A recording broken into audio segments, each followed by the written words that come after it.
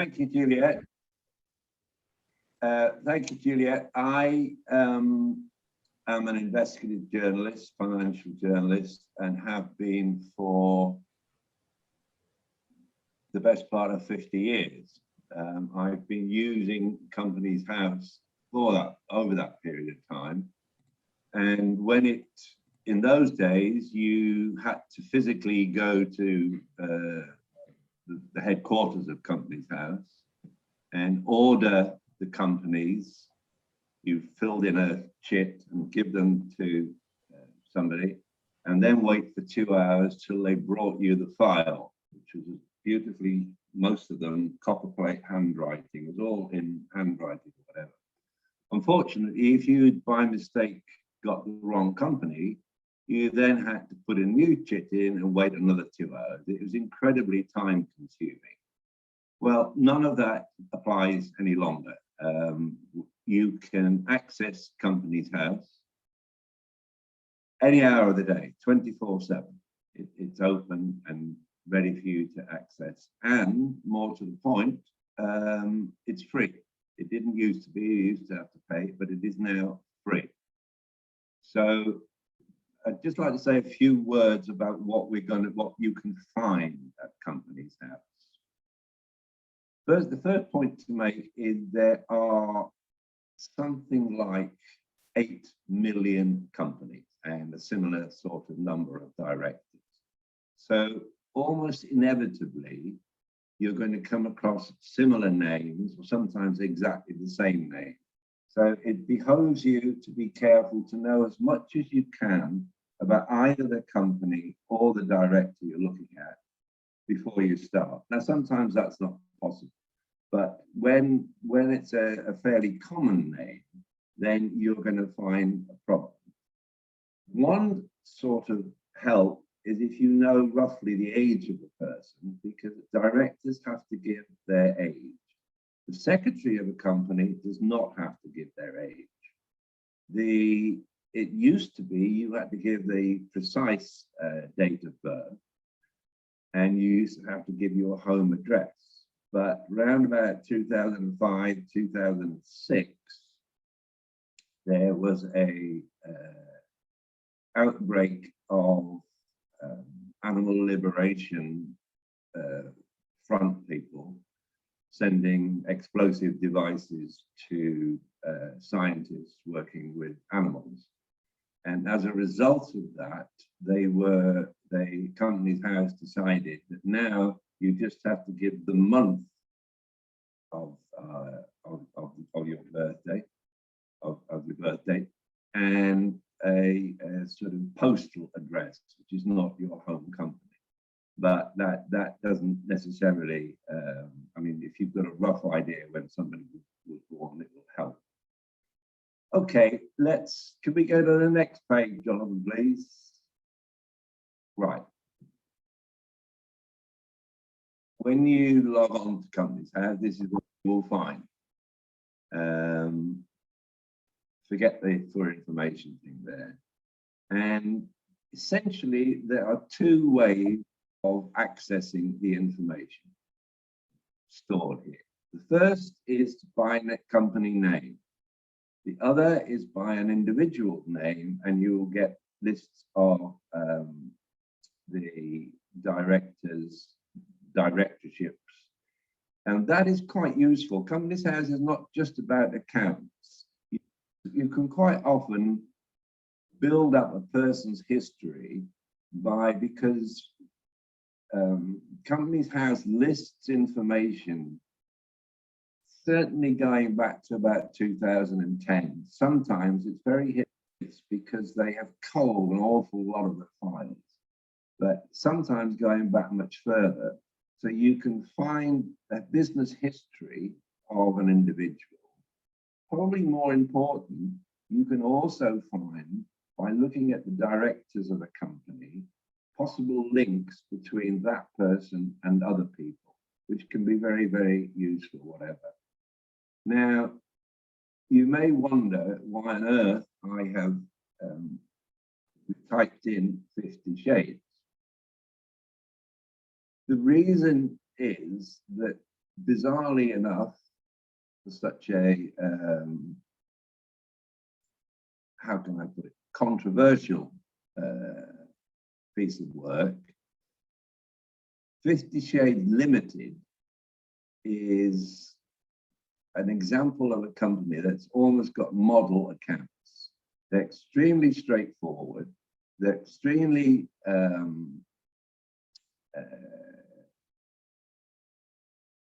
no deception in them. And so what I tend to use it as an example of how accounts should look. Now, I just noticed a question which I will deal with straight away, which is what sort of companies are actually listed at Companies House. Basically, they are all UK or the companies which have registration in the UK. They're not necessarily based in the UK, but they are UK registered companies. The top one, if you like, are PLCs, public limited companies. Now, PLC essentially is a quoted company, a company quoted on the stock exchange. It's not necessarily, you don't have to be quoted if you're a PLC, but you cannot join the stock exchange unless you are a PLC. And there are various rules, like they must have at least 50 separate shareholders, etc., etc., etc. Virtually all PLCs will have their own website, because essentially, as being on the stock market, they want to impress possible investors, possible shareholders. They want to show how wonderful they are. So they will actually put their accounts on their website. So that's one way of, if you like, shortcutting. But I always like to check on Companies House anyhow. In the UK, very unusually, and I don't know that there's many places, if any, where it's also the case, private companies are also listed. They have to file, any limited company, any company with limited after it, has to file annual accounts. There are also things called limited liability partnerships and limited partnerships, which I'll come on to. But the key information really are the limited companies and the PLCs. Right. Now, if we can just, one of the things I wanted to show you, I made the point of how many there are, is just how many 50 Shades companies were. I mean, virtually all of those, every single one, and it goes on pages and pages and pages. They were all founded after the first one. So that just gives you, I mean, it's just any name you take care to have of any nationality, almost any language, you will probably find somebody of similar or exactly the same name. Now, what you see there is basically where you start from. One very, very important point, as we will come to a bit later, companies have the right, and they take full advantage of this, to change the name of their company. So when you're trying to follow the affairs of a company, it's important to note the company number, and you will see that one there, 07934674. Now, even if you change the name of the company, that remains the same. So it's important to make a note of that when you're looking through a history of a company, because when we come to, for example, have a quick look at Candy Brothers, who are millionaire interior designers and property developers, people behind One Hyde Park, they changed the name of their company quite a lot, including Candy and Candy Limited and Candy Ampersand Candy Limited. Quite why, I'm not sure. But it is confusing.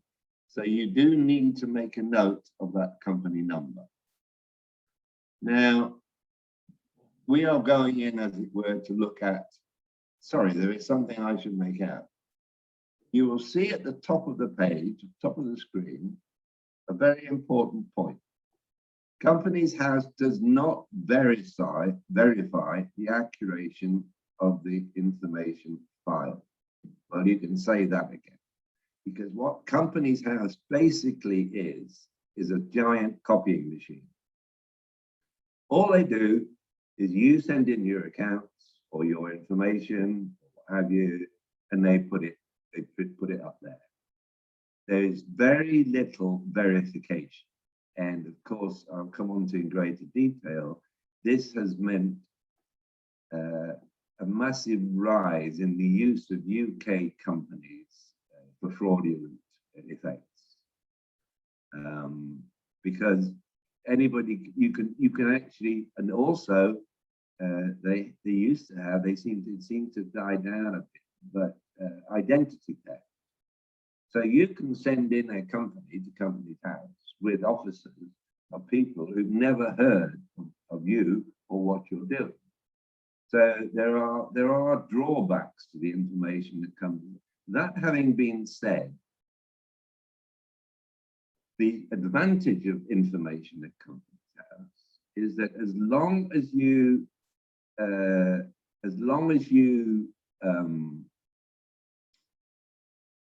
quote, according to information filed at Companies House, you are liable proof. It's not your fault if the information is inaccurate. So as long as you do that, you cannot be sued, even if it's later proved that the accounts were fraudulent. As somebody just said, which is quite right, that you have a legal responsibility to file accurate accounts. That doesn't mean to say that always happens, as we should see. But let's go into a bit of detail. So you click on the company. This is the company we want. Sorry. Right. What you will see there is, the registered office, an overview. When it says active, that doesn't mean to say they're all yoga bashing people. It simply means that the company is in existence, it is doing business. The alternative one for status would be dormant, which means, in principle at least, that the company neither receives nor pays out any monies, although I've come across cases where dormant companies have been quite active, in fact. But as I say, Companies House doesn't have the staff to supervise and investigate the company, which it used to do. And then if we could come down to company type, it's a private limited company. On the right, you'll see the registered office. The registered office isn't where they do business. It is the office of their accountants or their legal advisors, whatever. That is where documents would be sent to if need be. But it isn't anything to do with where the person actually lives. Quite important in some ways to see when the company was formed. I mean, you might come across a company and whatever and not know when it was formed. So it's quite useful to know. So that tells you when the company was incorporated, the 3rd of February 2012. Then we come to the accounts. Now, every company can choose a day of the year for its financial year. So she has obviously, this company has obviously chosen the 30th of September. That her financial year starts on the 1st of October. And as you will see, there's a 9-month timeline, i.e. from the 30th of September. You will not be able to read the accounts for September up to September 2021 until June of next year. And when a company is formed, they have 9 months and starts business. They have 9 months in which to file their first accounts. One thing Companies House does do, which is very useful, is if the accounts are even a minute late, so let us say that these accounts, which have actually, the new ones have literally just been filed, but let us say that on the 1st of July, these accounts had not been filed, the accounts for 2021. A little red star or something will come up saying accounts overdue. Now, clearly, if it's 1 hour or 1 day or a few days, that doesn't matter. But if, certainly with a major company and other companies as well, but if they haven't filed their accounts, that can indicate that there is a problem somewhere. It may be that the company is arguing with its auditors about how to portray their accounts, or it may be some other reason. So that is actually quite helpful. The confirmation statement is a sort of belated thing that the government actually got round to doing 4 or 5 years ago. And what the confirmation statement does, it will tell you all shareholders who own 25% or more of the company. So you will own the 25 to 49%, 50 to 75%, or over 75%. And that is very useful. However, its usefulness is sometimes lessened by the fact that the confirmation statement will say that some limited company registered in the BVI or Kitts and Nevis or Maui or Cayman Islands is the main shareholder, in which case you can't really go much further. But we'll come on to that. Thankfully, this particular company does not have any of those problems. Could we just go up a bit, Jonathan, please?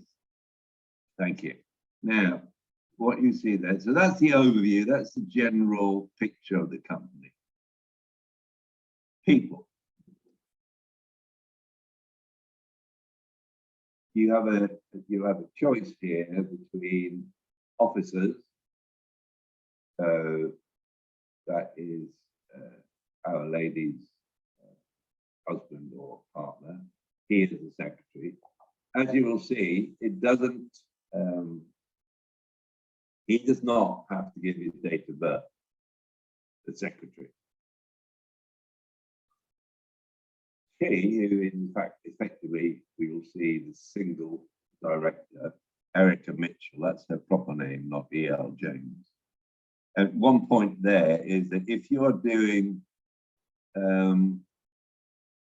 for example, as I had to do, much of my professional life has been doing rich lists and going behind quite important people, like hedge fund, finding out, trying to discover how much they're worth. If, like me, you want to look at pop stars or film stars or whatever, it's worth remembering that the company information will almost always be in their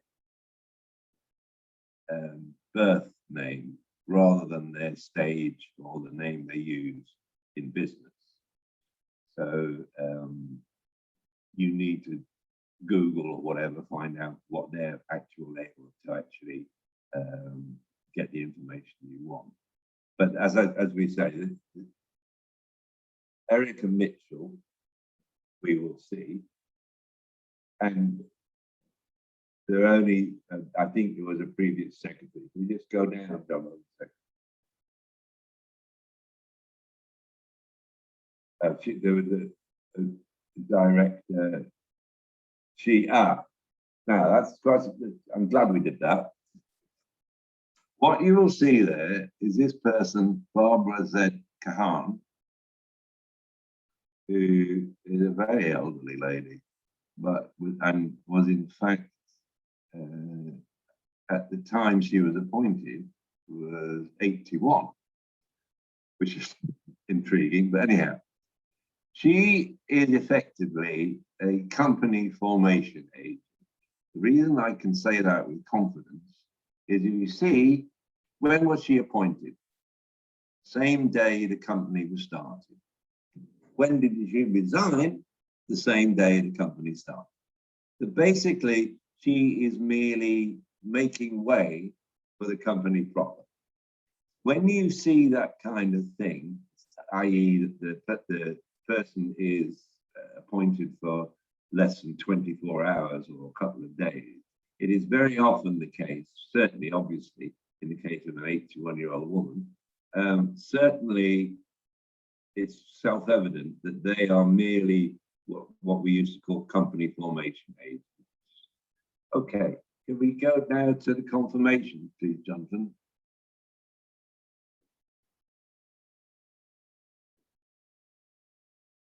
That's persons with significant control.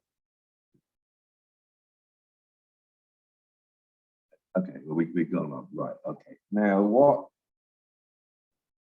this will show you, right, that's it. Now, thank you. That gives you a perfect example. There is only one person with significant control. The aforementioned Erica Nina Mitchell, and she owns 75% or more, and also because some shares don't have voting rights, so she owns 75. In effect, she owns virtually 100%. I think there's one share to somebody else or whatever, but she effectively controls the whole thing.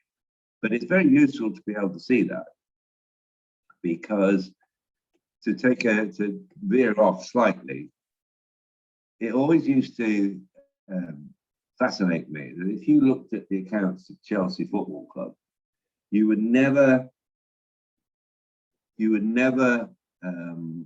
see the name of Abramovich anywhere. He doesn't have to be, and that leads to a point. The owner of a company does not necessarily have to be a director. I mean, most times they don't have to be. So just to check up, and you couldn't find Abramovich anywhere in the Chelsea accounts, or if you did, you had to go through a series of 4, 5, 6 companies. Anyhow, they have now made it a lot easier, Chelsea themselves, I mean, a lot simpler for themselves.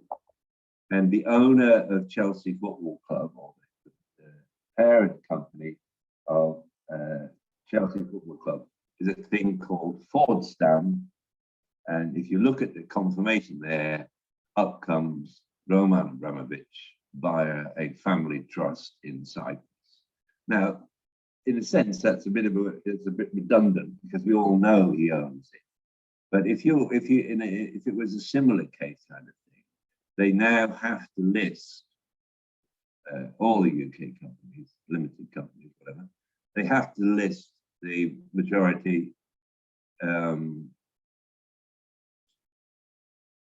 shareholder who actually owns the most shares. Okay, can we now go back to the filing? Yeah. Now, the filing history is very useful because it gives you essentially, we get all the way down, Jonathan, it gives you all the information that you are capable, that you're able to access. So there's one thing there that I noticed I haven't mentioned. Companies are essentially divided into small companies, which are, they can file accounts for small companies, which you get less information. Medium-sized companies and full-size companies. Medium companies, you will get the full Monty, as it were. Unfortunately, small companies file what are known as abbreviated accounts, and they don't give you much information. They did not have to file profit and loss accounts. So I will come to show you how you can get some information out a little bit later. But it's further complicated by, in George Osborne's drive to promote business, you can now file what are known as micro accounts, which are frankly not much use to anybody, but be that as it may. So this shows you the sort of thing we can. You will notice there that the current accounting period extended. I'm not quite sure why that was, but I mean, you only moved it 3 days from there, and then they move it, whatever. That is not actually important. The key thing is that once they have got their accounting period, they have to file their accounts within 12 months. The annual return basically tells you who the directors are and who the full list of shareholders are. But in a way, the confirmation thing, unless you're desperate to get the real nitty-gritty on a company, the confirmation statement will take you there, that kind of thing. The statement of capital, you will see annual return of GBP £100. For a very long time, the normal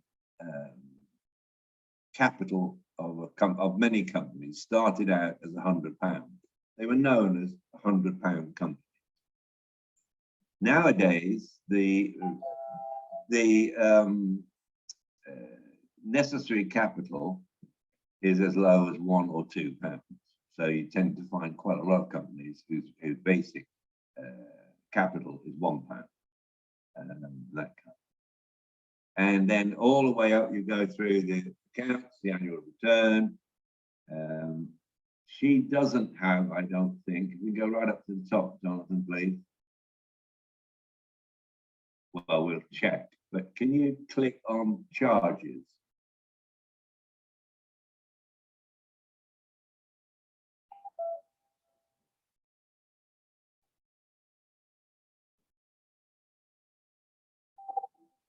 Right. Charges basically means mortgages or things like that. So that if the company has taken out a mortgage, it will be listed there. It will be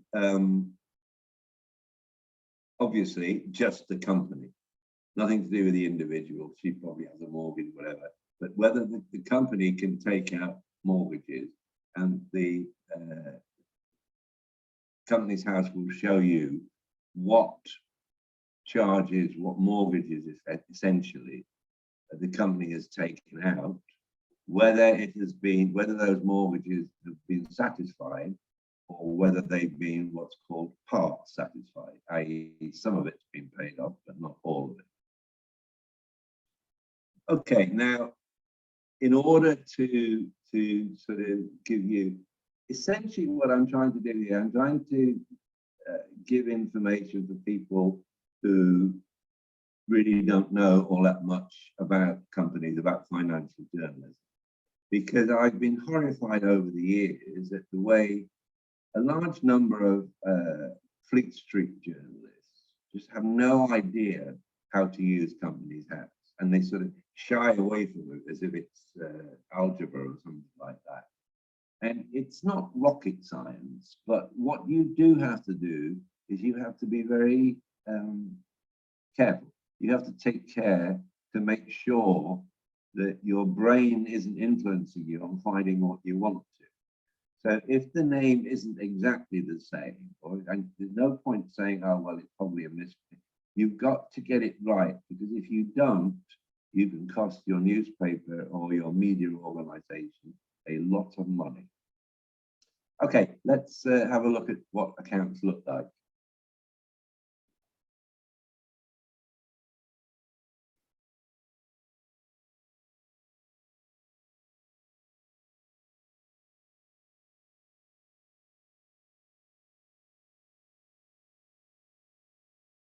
Right, can we go right at the top? Yeah, that'll do.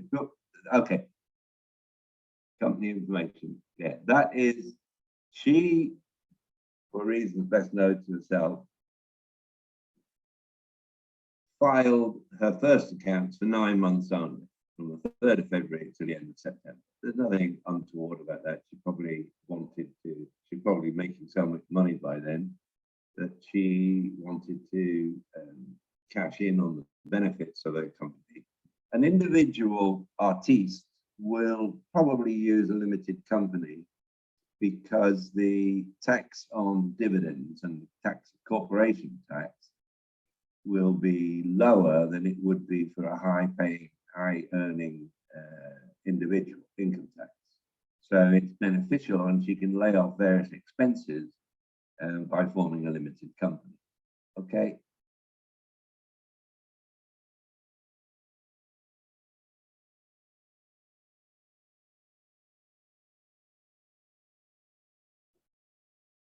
That gives you a list of what the menu kind of thing. Okay. She's the director, the secretary is her partner. That's a registered office, that's a registered number. Those are our auditors there. As you will see, the registered office is the same address as the auditors. Right. The director, only one director, presents her report with the financial. The company is incorporated, commensurate up. Principal activity of the company, which all sets of accounts are basically laid out in the same way. And quite interestingly, even if you can't speak a foreign language, foreign company house type documents tend to be pretty much the same order. So that the principle was out of ownership and administering of authors' rights. The company had a very successful first period of trade. Results are shown in the annex financial statements. Bear in mind, we already know, you wouldn't know if you hadn't looked beforehand, but that she is the sole shareholder and director. She has to put in this part, the review of business, the dividends paid. And what you see there, she pays interim dividends. You can pay an interim dividend and a final dividend. She tends just to pay interim dividends. And so she is paying £3,550 per share, which multiplied by 100 means that in the 9 months from February to September, she has paid herself a dividend of £355,000. Okay, can we come on?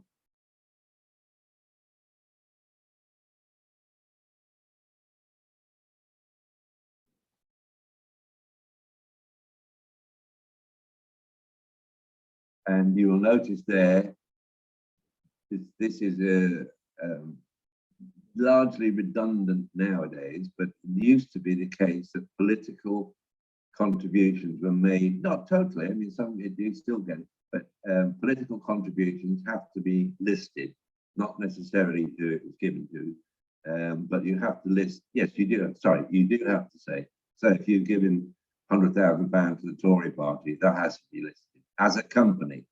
Doesn't matter what the individuals do as individuals, as a company. So this has tended to go out of fashion because it can annoy, it can put off shareholders or whatever. And you will see that she has donated over £1 million to charity. Okay.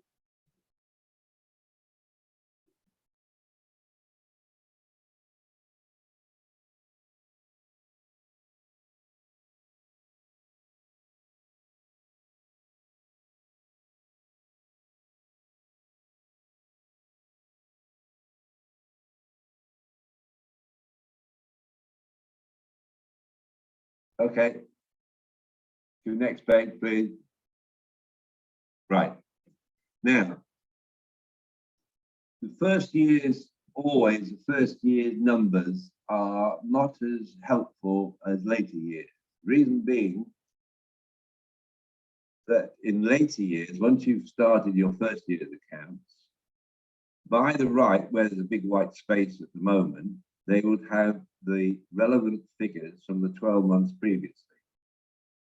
So obviously there's nothing there, but it just what it shows you is just how profitable writing soft porn novels is.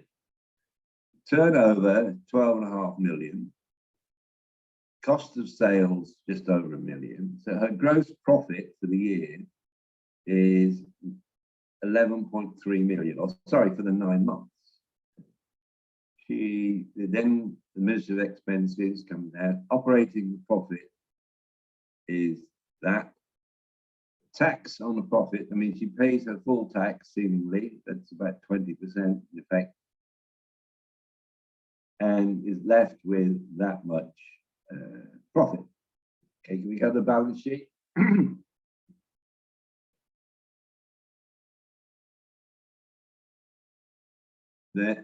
Every company will have to, after the profit and loss, issue a balance sheet.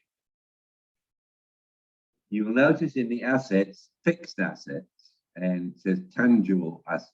Well, tangible assets are, as the name would suggest, things you can touch, things you can see, whatever, and they are overwhelmingly property. I beg your pardon, property. We will come a bit later to intangible assets, which are hugely more suspicious in many ways, or controversial, because obviously you can't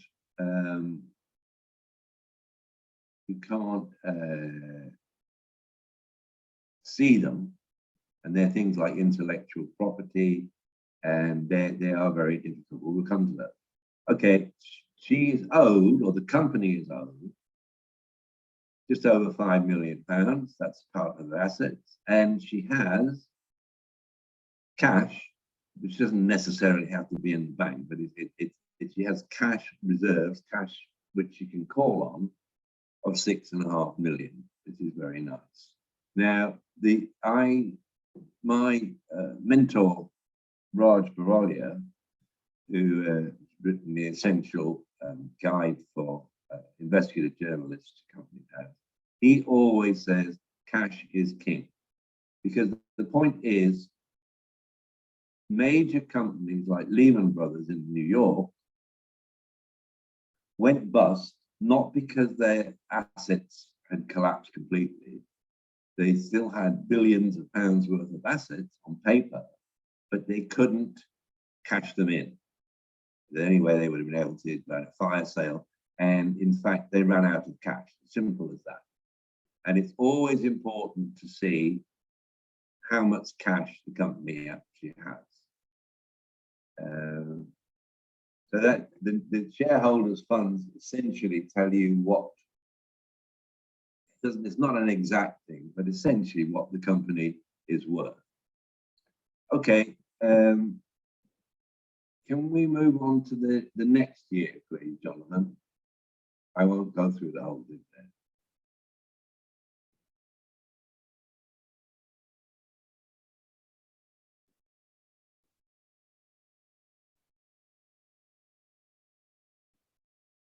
Okay, now this is for the following year.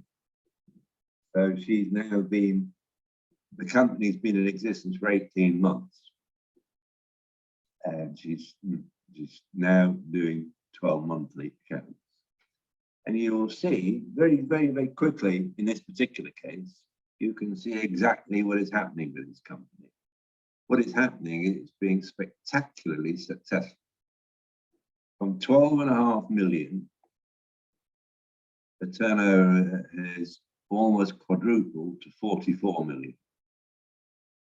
Cost of sales has gone up, but that leaves her down the operating profit of £33.39 million, compared with 10.6 the year before. All the other things I'm not particularly interesting. So the profit before tax, all accounts say the same. So it will give you the profit before tax, and very logically, next to it, underneath it, is the tax. And that is the after tax, if you like, underneath the last figure of how much profit she made in the year. Can we go, sorry, Jonathan, can we go back to the review at the top, the business review?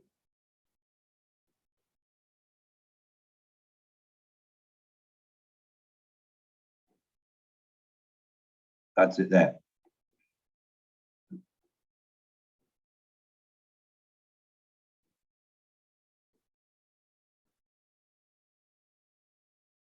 No, the one, sorry, the page before.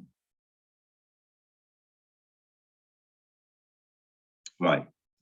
You will see there under directly under the first sentence is a subhead dividend.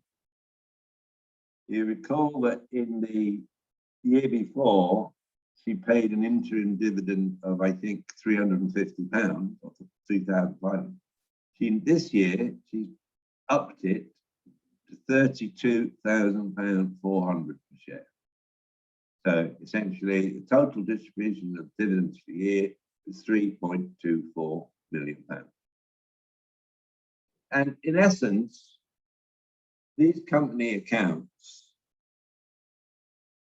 she, the director, is really talking to herself, because there's no other, she doesn't have to impress other shareholders. She doesn't have to, she's not looking to make acquisitions or what have you. So basically, she can pay herself in dividends or salary, whatever she likes, because she's the sole owner. But that's slightly unusual, but by no means that unusual. But it's unusual because she can pay herself essentially what she wants. She's only talking to herself, if you like. Okay, can we go on to the balance sheet, please?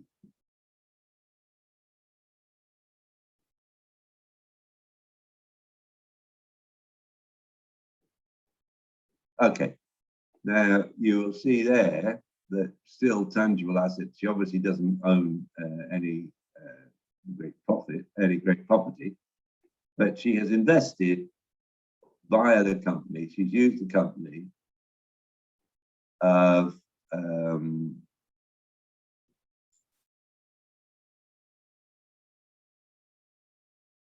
some £6 million into investments. It doesn't say what they are. They could be stocks and shares. They could be almost anything. It doesn't really matter. Now, what you will notice is, bearing in mind my earlier remark, that cash has quadrupled virtually. So she now has 23.86 million in cash. So this is a very, very healthy business, as you can see. The company is now worth effectively about 30 million. So what she's really doing, as I said before, she's formed a limited company so that she can put various expenses down in that company against her earnings and what have you, and pay less tax essentially than she would do if she had to put this down for income tax. But the way the accounts are laid out are what I called earlier on almost model, because they're straightforward. There's no ifs or buts or what have you, and they're quite simple to understand. Now, obviously, all that glitters is not gold. Could I go to that Gresham file, please, Jonathan?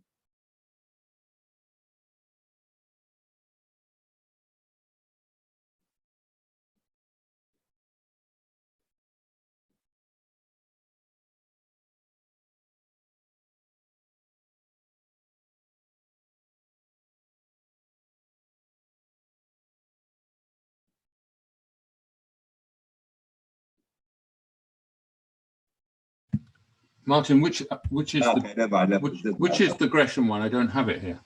Sorry, I sent it to you earlier this No, morning. not by that name. Okay, no worries.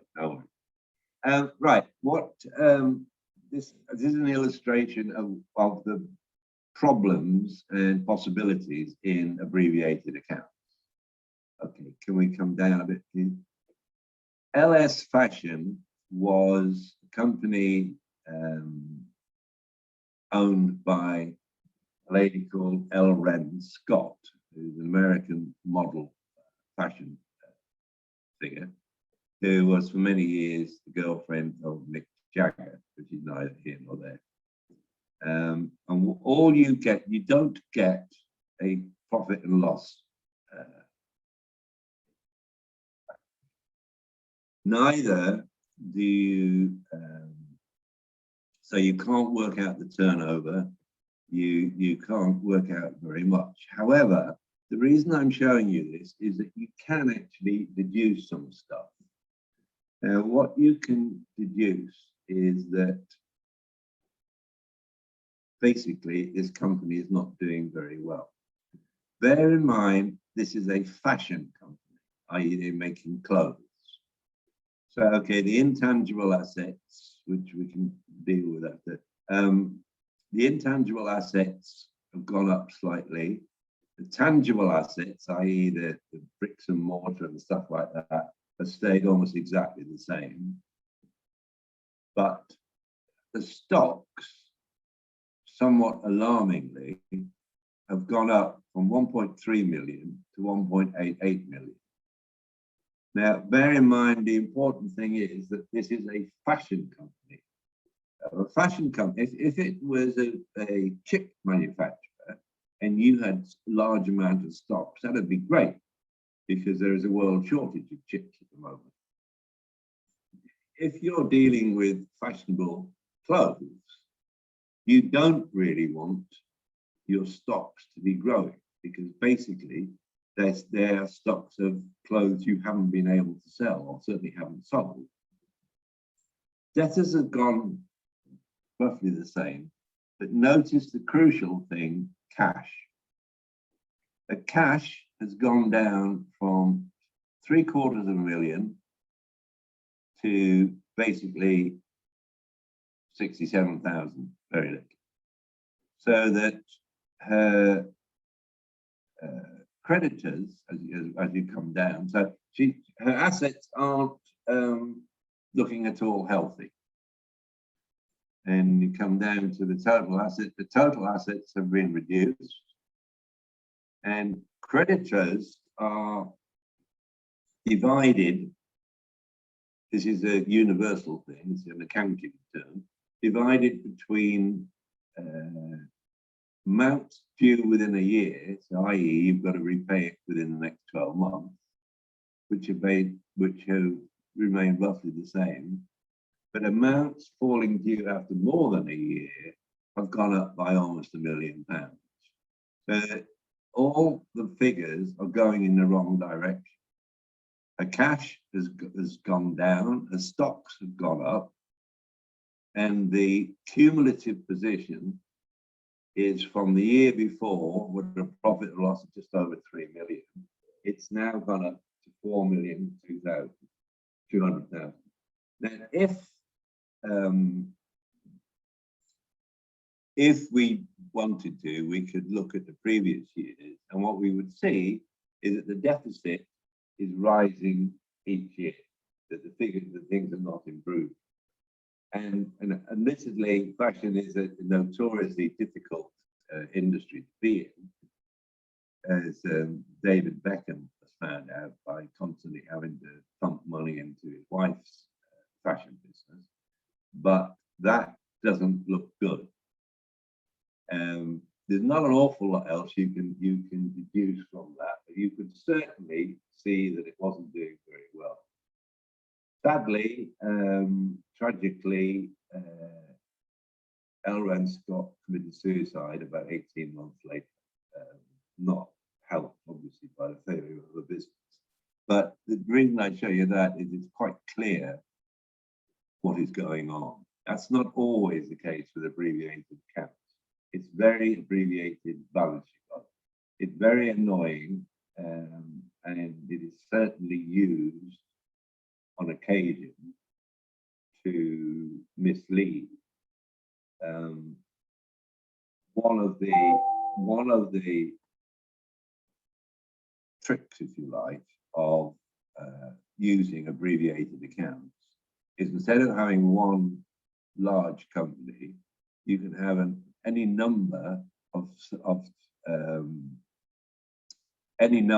of smaller companies which don't have to put their profit and loss, so that essentially they're gaming the system, if you like. Now, what I've stressed is the importance of being accurate. And one of the things that you really have to do is to pay close attention to the documents you're looking at. Can we do the Paul Raymond, please, Jonathan?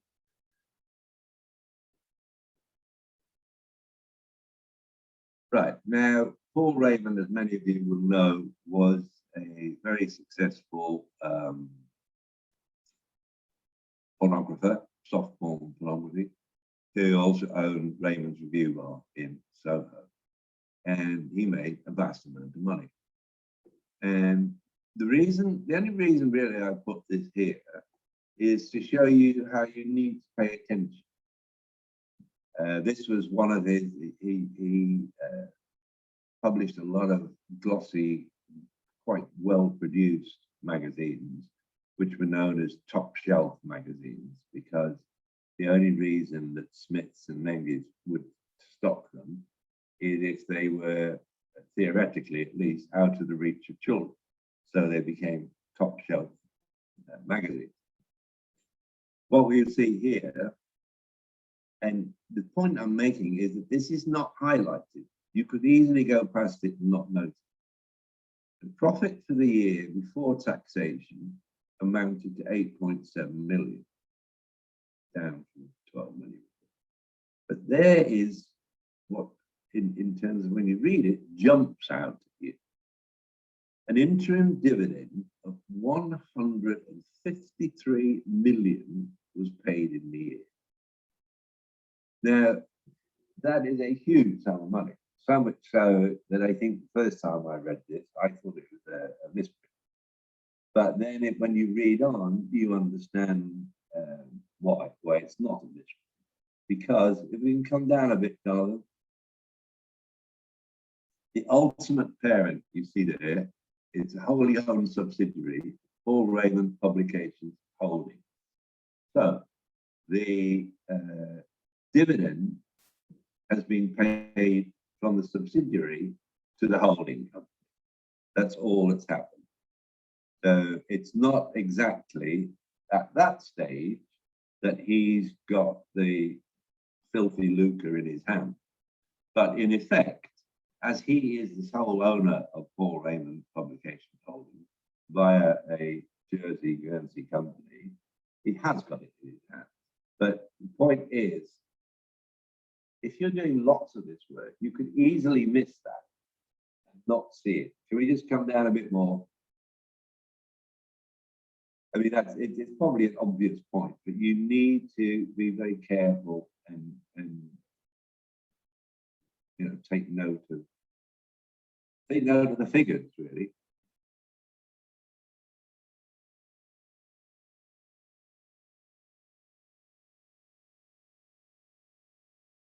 No, I'm going the wrong way.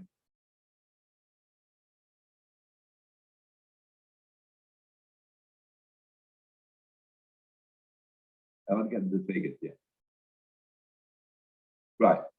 And what you see there is turnover down slightly from the year before, cost of sales down slightly, gross profit, what have you.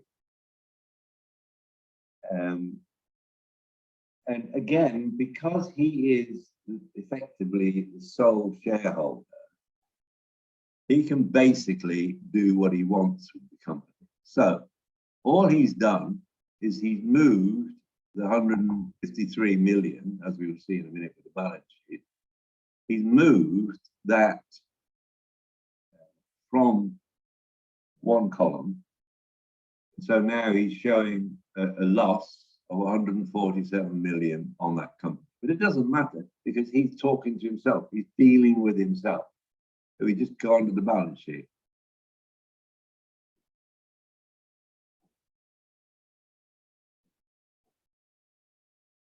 There you will see the year before, 2002, under debtors was near enough 146 million pounds, something like that, whatever. All he's simply done is to, as it were, move that over. And so it's now gone into cash at bank in hand, whatever, because it's an asset. He's moved it over, sorry, and he's taken that out and paid it up to the company upstairs. So that the profit and loss account, which was previously that 157 million, is now down to about 9 million. But as I say, that is a case of somebody basically what I call talking to himself. And how are we doing? Can we go to Birmingham, please, Jonathan?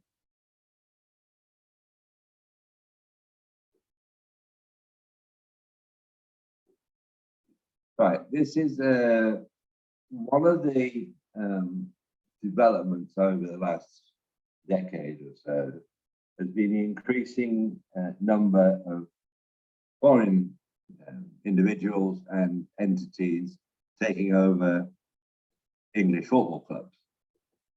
And the FA, is supposed to exercise judgment that the people doing it are fit and proper. And this is an example of where that is somewhat called into question. Have you got to the top, please?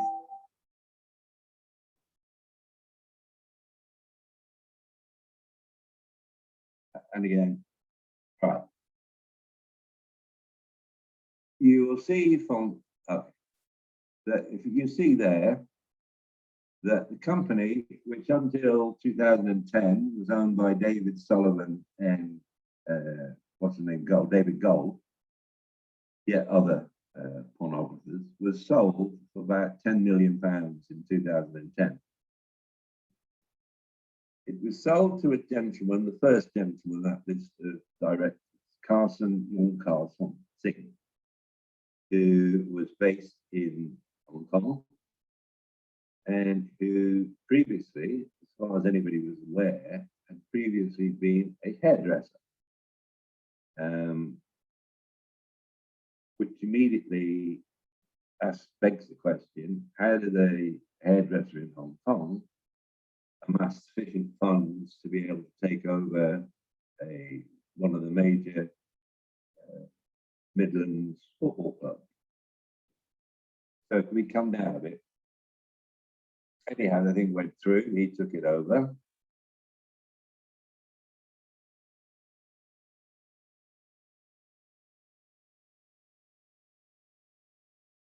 That's all about how well they've done football. Back up again, please. The fact that Carson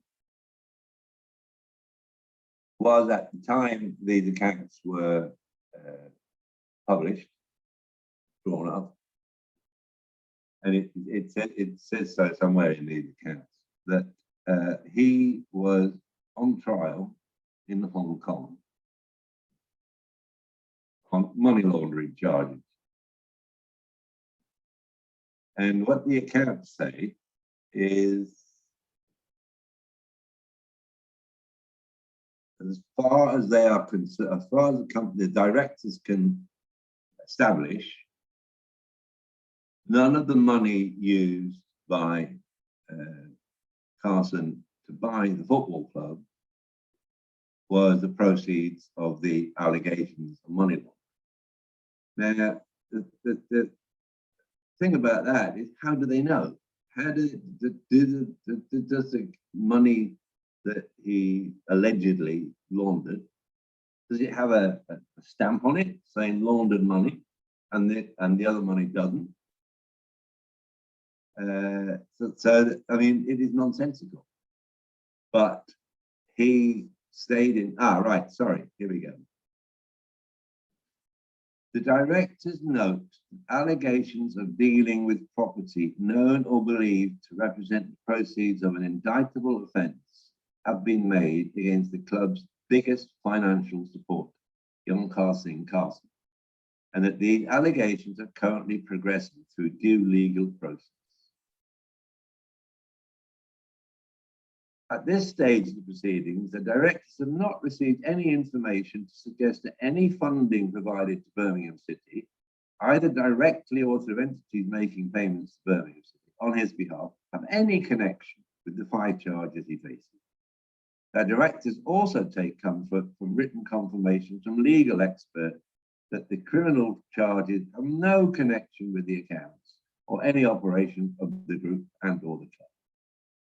So, I mean, it is quite ridiculous to me that they can put that in and blatantly, essentially take no notice. Carson got 5 years imprisonment, but that didn't seem to stop his ownership of Birmingham City, which he still owns. And the FA has done absolutely nothing about it. Now, there's another point about this, is that for reasons best known to himself, this would have, you can find this further in these accounts, but I'm hurrying because we haven't got very long. Birmingham City was put under a company in Hong Kong, that are registered in the Cayman Islands, called Birmingham International Holding, BI Holding. Here we go to that number. Now, the relevance of this is that this company, which has a sort of Birmingham, there you go, Birmingham International Holding, incorporated in the Cayman Islands, a limited license. But notice there what it says there, stock code. And what that means is that Birmingham International Holdings, surprisingly, is quoted on the Hong Kong Stock Exchange. And there is reference to that in the earlier account. So what that means is you can always find out more information when a company is quoted on the stock exchange, because all the different stock exchanges, in some ways at least, are in competition with each other to attract more and more companies. So by definition, they have to be more rigorous than if the company is not offering shares to the public. Okay, if we can just go to the next page, please.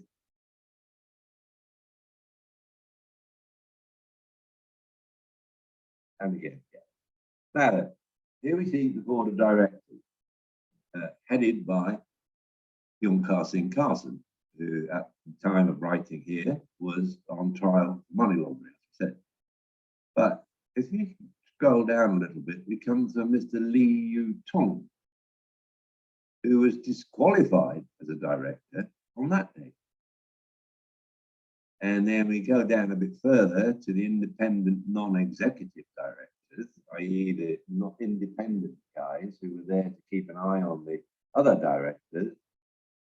We find another gentleman, Mr. Zhu Hanping, is also disqualified. So what this shows you is that a company has to put certain information in its accounts, in its report, even though it is critical of the company itself. I mean, you might think it doesn't say that just a number of people resigned, but they were disqualified. So that means that the Hong Kong Stock Exchange has disqualified those gentlemen as being directors. And so if you didn't know, I mean, there was a huge scandal in Birmingham, though it didn't affect it. But if you didn't know that, the very fact that being there would alert you to something being very seriously wrong. Now it is, I note 11:15. Jonathan would like to give me a slight break and talk briefly about open corporates, which is it's a site that you can use almost like a sister site because it has much of the same information but a lot more. So is that okay, Jonathan? I'll give you about 5 minutes so that we can turn to questions. Yeah, I mean, the point about open corporates is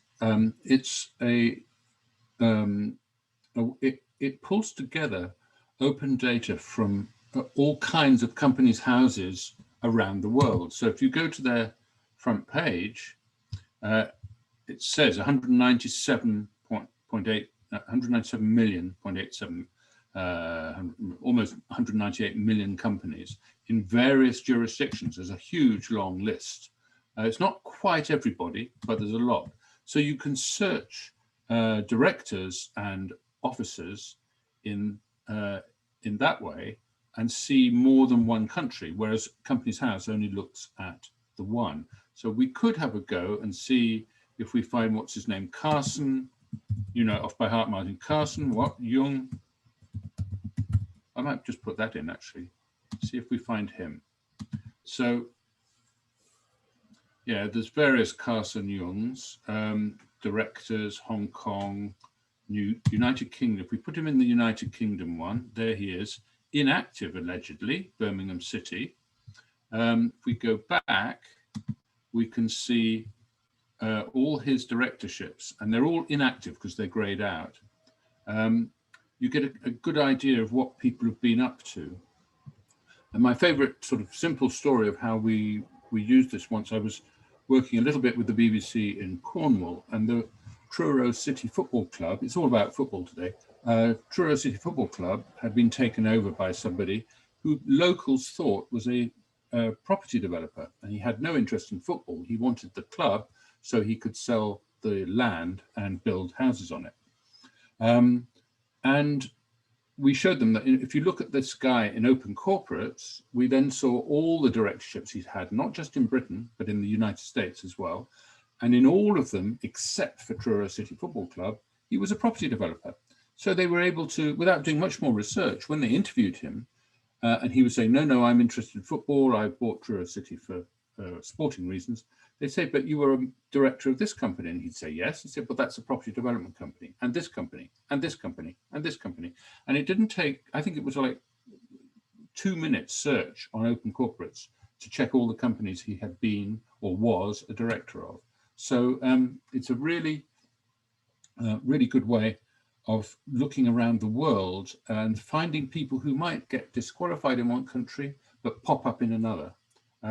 As I said, it's not quite every jurisdiction in the world, but it's growing all the time, and it's well worth following. The other thing, just to add before Martin sits down again, is that within Companies House, you can, I've just got to find it, you can go to a download page. So Martin's interested in individual companies. I'm quite interested in companies en masse. And as you see here, you've got the basic company data file. It's zipped as 400 megabytes. It comes out at almost 5 million companies. And then you can do analysis like I had done a couple of days ago to see how many companies are registered at one address. So this is the top 100 postcodes I've got here. So in WC2, you've got 71 to 75 Shelton Street has got 49,000 companies registered there. Wenlock Road has 44,000. And what I found really interesting here was when you look at some of those addresses, you find, for example, that the fact that so many are registered in one place has been noted by the High Court, and they've spotted that there are bogus companies trading all from one address. And it's another warning sign. So as Martin's looking at one company at a time, sometimes you might be wanting to look at one address. And I found, for example, that there's a small post office not far from Bristol which has 2,000 companies registered there. For what reason, you might well ask, and that would be a whole different lecture. Back to Martin. Right. I mean, I'm picking up that point. I think there are obviously two reasons why it might be. One is that in the olden days, they were company formation agents. And somebody asked a question earlier on the chat, why would you use a company formation agent? Well, they used to be because you didn't necessarily want to go through all the documentation. And if you hired somebody, you hired them relatively cheaply. If you got them to do it, you would pay them money. You would have a nominee director like the 81-year-old lady or somebody there for 24 hours and then get on with your business. Now, of course, because there are so many more companies, any individual can learn very quickly how to form a company, because you don't have to go along and see anybody. All you do is you type some stuff in. And Companies House, as I said earlier on, is a giant copying machine. It takes no responsibility for the accuracy of the information provided. So what you find is that the UK is an absolute honeypot for criminal bees. Because for two reasons. One, it's straightforward, it's very simple, there's no checks. Two, in certain parts of the world, particularly in Eastern Europe, for reasons I don't entirely understand, UK companies have more kudos than local companies would do. So you get things like what was the scandal known as the Moldovan laundromat. What that would involve would be a bunch of Russian fraudsters forming two separate companies in the UK, £200 companies. Company A would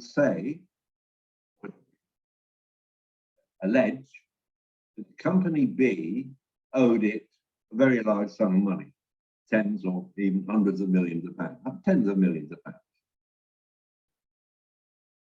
They would apply to a corrupt judge in Moldova to stamp, basically, the request for payment. And it specified that the request for payment had to be made in a EU jurisdiction. And the judge would do that. And so fictitious company B would pay fictitious company A this huge sum of money into any number of, not any number, into a small number of EU banks in places like Latvia, Estonia, and we're talking about hundreds of millions of pounds being involved, all using British companies. I mean, they were basically not real companies; they were sort of fictional companies. But the point is, it enabled corrupt Russians to move funds out of Russia, and personal wash is whiter, launder the money. Some of the money was used to pay, as the Panama Papers revealed, some of the money was used to pay school fees, public school fees in the UK, and for a whole series of other things. One of the problems is, I always think, is that the fraudsters are always 3 to 4 steps ahead of the authorities. So back in 2016, one of these people called, quotes unquote, a wealth advisor, accountant or whatever, who advises companies and individuals how to spend their ill-gotten gains, hit upon the fact that there was a type of company called the Scottish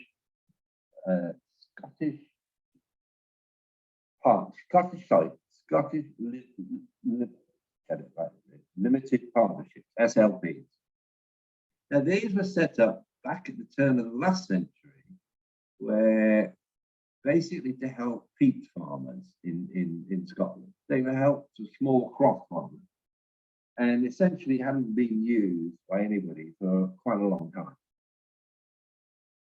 All of a sudden, as I say, this smart aleck realizes that you have to give less information on those companies than on virtually any other form of company. So from being a few hundred, were within 12 months, something like 17,000 of these companies. And the interesting thing is, they weren't in Glasgow or Edinburgh or any of the big towns, big cities. Their registered address, which Jonathan probably could turn up with his data thing, but places like farmhouses or out in the countryside. Because of course the registered address doesn't mean anything. You don't have to actually have anything there. You just fill it all in, and off it goes to company's house. They stamp it. Thank you very much. You're off and running. So you can then use those companies for whatever unpleasant purposes you want. There's an awful lot more I could bang on about, but I think we've probably covered much of. Oh, one of the things, Jonathan, can we do that company's house error file, please? Okay, no, but it doesn't matter.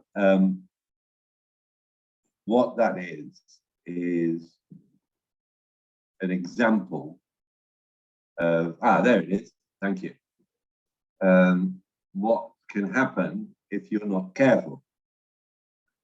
There was a Welsh engineering firm called Taylor and Sons, who sued the government and Company's House for 8 million because Company's House had provided information to credit reference agencies saying that firm had gone bankrupt. In effect, in this business, Taylor and Son, a clerk or an electronic whatever or something had mistakenly confused a company called Taylor and Son with Taylor and Son. So one letter in that instance basically cost Company's House and the government and the taxpayer 8 million. Now, in the same sense, you have to be very careful when writing about companies. Stick to the facts and let them speak for themselves. Because you obviously, or most journalists anyhow, would like to criticize some of the things they discover and would like to use words like disgraceful or disgusting or whatever. It's the adjectives that always get journalists into libel trouble.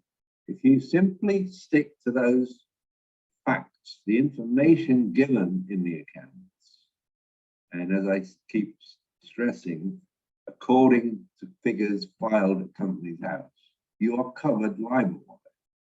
But if you then say this is an absolutely appalling statement or whatever, it's the comments that get you into trouble. And obviously, the latest sort of, well, not the latest, been on for about a decade, but the major weapon of the billionaires is to sue irrespective. So Abramovich and Michael Friedman and Petr Avon, another guy, are all suing all Russian billionaires. All well, Abramovich no longer lives in London, the others do. And suing Catherine Belton, the ex-FT Moscow correspondent, for her book Putin's Friends. Now, nobody really knows what view the judge will take of this, but either way around, it's going to cost Penguin a hefty sum to defend itself. And this is the using of solicitors to browbeat journalists. I mean, I got a letter when I was working on a national newspaper to say, we understand that you are thinking of writing about our client. Well, I might be thinking of writing about, you know, any number of people. But the problem was, he didn't address the letter to me. I was CC'd it. He addressed it to the managing editor. And the managing editor of the newspaper is interested in one thing and one thing only, the bottom line. So I knew that I could forget doing that off. And in due course, he sidled up to me and said, not telling you what to do. Yes, yeah. So you cannot afford to make mistakes, is basically. Right. I think quite a few people have sent on chat various questions. I haven't really, I'm afraid, left much time, if any time. But I am more than happy, if Jonathan would kindly put my email address up, I am more than happy to answer any queries that you may have either today or going forward. I mean, it's what I've been doing for years, and I'm very happy to do it, on a company's house or a company's house investigation. So could you do that, Jonathan? He's just done it. He's just done it, Martin. I think we might have time for one question. And it was about, going back to the earlier slides, why you would use somebody just for formation of a company. Right. Well, I was just, I mean, I think I explained that. It was simply that if you, for example, Mrs. Mitchell, with the author of the books, she probably didn't know all that much about accounts and how do you file this, that, and the other. So you simply hire a professional company that does it for you, that does it for lots of people. So some of what Jonathan was talking about, some of these people who have thousands and thousands of directorships are professional company formation agents. It's a lot simpler now to do it for yourself. And in fact, that's what the Eastern Europeans tend to do. Or you get a solicitor, somebody like that. I hope that answered the question. Okay, we've got 3 minutes left. If anybody wants to pop anything in the chat. Anything for Martin that isn't clear?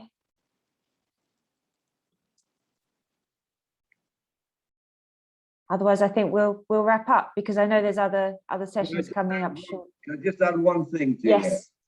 that, which I should have asked at the beginning, but probably just as well at the end. If you're really interested in this subject, and if you're intent on doing financial investigation, you really have to have a book put out by the CIJ, The Investigative Journalist Guide to Company Accounts by Raj Baiwalia. That is the Bible, and it deals in much better detail than I do. Raj is a famous, well-known forensic accountant who worked on the BCCI liquidation for 4 years, whatever. And that is, as I say, that's the Bible. If you want to know more detail or whatever, you really need a copy of that, which I think is now £11, something like that. It's quite cheap, and it's well worth the money. Oh, that's me. Thank you. So yeah, I think we'll just say thank you very much, Martin. That was great, and thanks, Jonathan, for taking charge of the slides. That made it all run very, very smoothly. And thank you to everybody for attending. So I hope we'll see you at future summer school classes over the next few days. And if there are any courses that talks that you're interested in that are booked up, then please do try and register anyway, because we didn't have a full class this morning, so there may be extra places. So if there's anything you want to attend but haven't been able to, we may be able to squeeze you in. But yeah, I think we'll end it there. So thank you, everybody, and have a good day and enjoy the rest of the summer conference. Bye-bye.